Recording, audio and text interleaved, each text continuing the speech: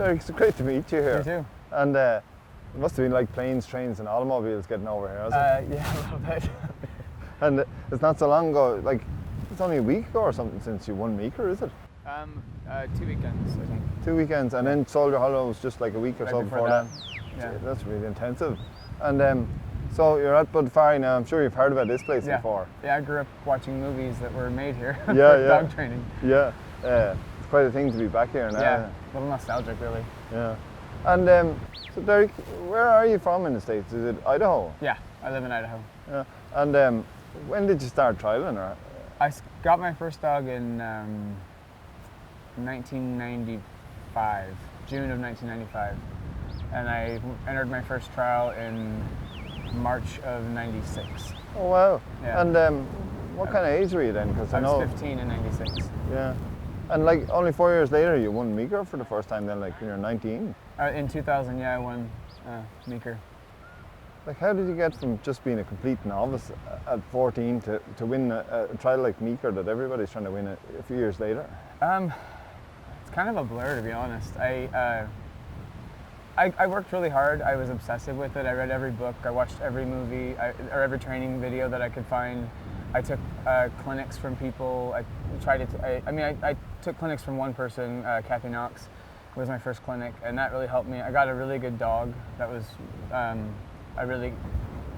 she was just kind of just like me, young and full of it. Yeah. And so, I kind of felt like she was Superdog. I could put her into anything, and she was always going to swim. Yeah. Not sink. And so once I got her and started getting influenced by different people, like when I went to Meeker the first time I went in 1997. I was 16 and she wasn't 2 yet, and that was her first open trial. Yeah. So you were there already at 16. Yeah. And I saw people that I'd only read about or had really never spent much time with. Yeah. And I saw them do things with their dogs that I'd never even heard of before. Yes. And so it opened my mind to the possibility of what these dogs actually want to give us. Yes. So then I started practicing stuff like that. And I got into dogs because I had registered sheep that I was showing in 4-H and FFA. And then I got better sheep for my dogs and started hauling sheep all over western Idaho we have what's called BLM land. Yes. It's owned by the government. So I'd haul to an area and practice big outruns or practice over hills or through trees or. Oh, so you could take your sheep out on this big open ground then to do all that kind of double fetching and the bigger stuff and get distance. Yeah. Oh, that's interesting. And so you started off with the sheep for the 4-H, and that kind of led you into getting a dog. How many sheep have you got? I only have 5 now. Oh wow! Yeah, I used to have up to I think at one point I had 75 or 80 ewes. Yeah. But then I was going to university, and it was just too much to have to drive back home to take care of them and everything. So there for a while I didn't have any, and I would just borrow friends' sheep or go and work on their place, and then. That's pretty amazing. So, and so like we said there, you've won Meeker this year again for the second time, but you do all the preparation with just 5 sheep? Mostly. And how does that work? I can't really just get my head around it. I didn't think it'd be possible. I have access to really big fields. I can go places that I can send a mile if I want to. Yeah. And like you're very familiar with range sheep, and I hear about range sheep all the time.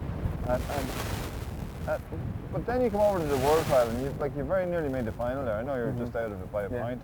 But how do you get qualified for the semis, and how do you come up and compete with all the top fellas on these? It must be completely different sheep than you're used to. How do you adapt to that? Well, I don't just run on range sheep. We have them out. We do have them a lot in the West, and they are very different. The dog, it's very a much more positive approach. Like the dog has to really come in and take hold of them and move them around and be really confident and very forward. Yeah. Coming to the Worlds, I practiced a lot on just lighter sheep. Yeah. Excuse me. I went and bought some lighter hair sheep, just 4, and I just worked on precision exercises and worked a lot on precision. And then when I went there, I was able to run at the Dutch Open and the Belgian Open, and it took me a minute to settle into just letting my dog walk a straight line under the sheep and not worry about the sheep taking off one way or the other. Yes. Because with range ewes, you'll get them moving, and then one will decide to go this way, and then there's then they have to flank, and then have to catch that, but then flank right back. Yeah. And so on the sheep in Holland, it was, and Belgium, it was actually sort of relaxing because I could just sit and play with precision. And it was really fun to just have my dog walking straight onto sheep and watching them walk straight through a panel and not have to catch the panel at the last minute because the sheep don't want to go past these white things that they're, unfamiliar with. Yeah.